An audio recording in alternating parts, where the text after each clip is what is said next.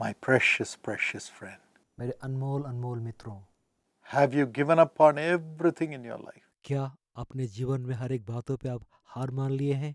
Do you say, I do not know what to do? क्या आप कह रहे हैं मुझे मालूम नहीं क्या करना है, I don't know what's coming.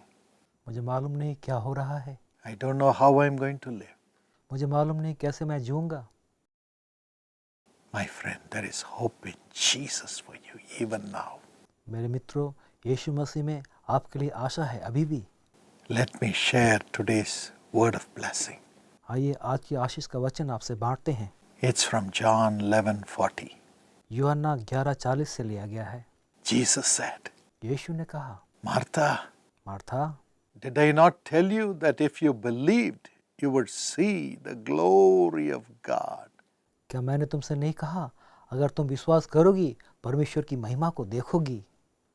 If you believed, you would see the glory of God. अगर तुम विश्वास करोगी परमेश्वर की महिमा को देखोगी। Jesus says this when Martha says, Lord, you're asking the tombstone to be removed. My brother has been dead for 4 days. यीशु ने ये बात मार्था से कहा। मार्था ने जब उनसे पूछा, प्रभु आप उस पत्थर को लुढ़काने के लिए बोल रहे हैं, मेरा भाई का मरे हुए 4 दिन हो गया। And his body will be stinking. उनका शरीर से दुर्गंध आता होगा। You'll get only bad smell. आपको सिर्फ दुर्गंध मिलेगा। But Jesus said, लेकिन यीशु ने कहा, I am telling you, believe, you will see the glory of God. मैं कह रहा हूँ विश्वास करो, तुम परमेश्वर की महिमा को देखोगी। How does the glory of God come? परमेश्वर की महिमा कैसे आता है? What is that glory of God? परमेश्वर की महिमा क्या है? Is it a glory which is glorious and brings supernatural signs, wonders and miracles? क्या ये महिमा वह है जो महिमान्वित है और जो बेहतरीन चिन्ह चमत्कार का काम करता है? Yes, it is. जी हाँ, ऐसा ही है। But how does that glory come? What produces it? लेकिन वो महिमा कैसे आता है? वो महिमा किस लिए आता है? Read John 7:39. पढ़िए यूहन्ना 7 उसका 39। Here the Bible talks about Jesus sending the Holy Spirit. यहाँ बाइबल कहती है प्रभु यीशु पवित्र आत्मा को भेज रहे हैं। By this he meant the Spirit whom those who believed in him were later to receive.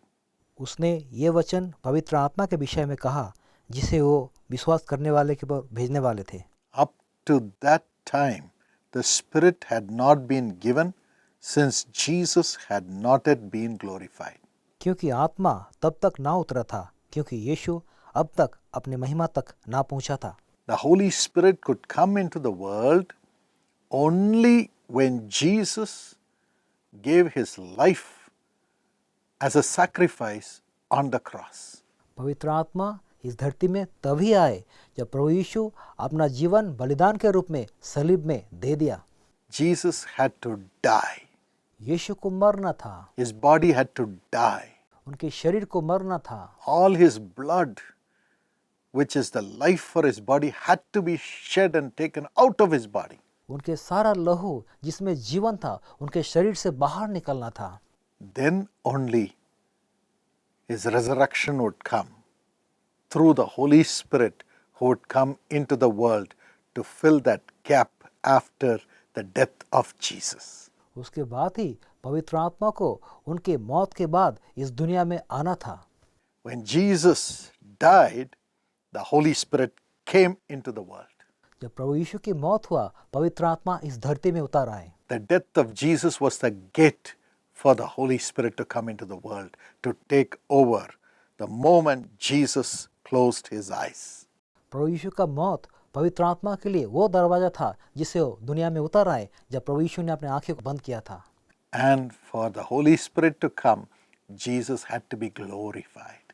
और पवित्र आत्मा को आने के लिए प्रभु यीशु को महिमान्वित होना था। Dying on the cross as a sacrifice is glorification. क्रूस में बलिदान के स्वरूप में मरना वो एक महिमान्वित होने वाली बात थी। It is then the Holy Spirit comes उसके बाद पवित्र आत्मा आए and resurrects. और पुनरुत्थित किया। Romans 8:11. रोमियो 8 उसका 11 में The Holy Spirit came and resurrected the dead body of Jesus. पवित्र आत्मा आए, प्रभु यीशु के मुर्दे शरीर को पुनरुत्थित किया। Even today, you and I have to go through that glorification process to experience the resurrection power through the Holy Spirit. आज भी आपको और हमें उस महिमान्वित मार्ग से चलना है ताकि यीशु का जो पुनरुत्थान है उसका अनुभव हम कर सकें। Today is everything dead around you and even in you, even though you're following the Lord with all faithfulness. शायद आप आज प्रभु का अनुसरण कर रहे हैं पूरा निष्ठा के साथ, उसके बावजूद भी आपके चारों तरफ सिर्फ मौत मौत आपको घिरी हुई है। Jesus brings you to the place where you deny yourself and take up the cross and follow Jesus. प्रभु यीशु आपको उस स्थान में लेके आते हैं जहां आप खुद का इनकार करके उस सलीब को लेके यीशु का अनुसरण करते हैं। You have come to a point where you say, I can't do anything, Lord. I just surrender to you, Lord. आप उस जगह में आए हैं जहां आप कह रहे हैं, प्रभु हम कुछ नहीं कर सकते हैं, बस अपना जीवन आप पे समर्पण करते हैं। I will obey you. मैं आपका आज्ञा पालन करूंगा। That is when you are glorified. वो जब आप महिमान्वित हो चुके हैं, The Holy Spirit will take over पवित्र आत्मा वहां से आपको थाम लेंगे, and there will be life in you. आप में जीवन होगा। You will see the glory of God in your life. अपने जीवन में परमेश्वर की महिमा को आप देखेंगे। As Martha totally surrendered to the will of Jesus, जब मार्था ने पूरी तरह से प्रभु यीशु की इच्छा के ऊपर खुद को सौंप दिया, Jesus raised Lazarus from the grave. यीशु लाजर को कब्र से उठा डाला। As Jesus totally surrendered to the Father, saying, Into thy hands I commend my spirit.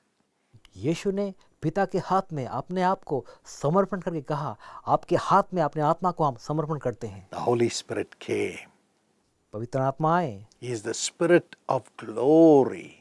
वो महिमा का आत्मा है। And he came and raised Jesus from the dead. वो आए, प्रभु यीशु को मौत से फिर से उठा दिए। You will see the glory of God. आप परमेश्वर की महिमा को देखेंगे, You will rise up आप फिर से उठेंगे as you have surrendered to him. In the midst of all your tears, sorrow, and the pains of death in this world, to follow him. प्रभु यीशु के पीछे चलने के लिए आपके सारे तकलीफ, दर्द और मौत के बीच जब प्रभु यीशु के सामने अपने जीवन को आप समर्पित करते हैं, तब You will live. आप जिएंगे। Thank you, Father. धन्यवाद पिता। Raise your son, raise your daughter by glorifying your son, your daughter, Lord. अपने बेटा अपने बेटी को आप उठाएं, उनको महिमान्वित करने के माध्यम से उठाएं। Let them experience resurrection in their lives and in their ministry. In Jesus' name. यीशु के नाम में उनके जीवन और सेवकाई में आपके पुनरुत्थान का अनुभव वो कर सकें। Bless this day, Lord. आज का दिन आशीष दे। Amen. आमीन। God bless you. परमेश्वर आपको आशीष दे।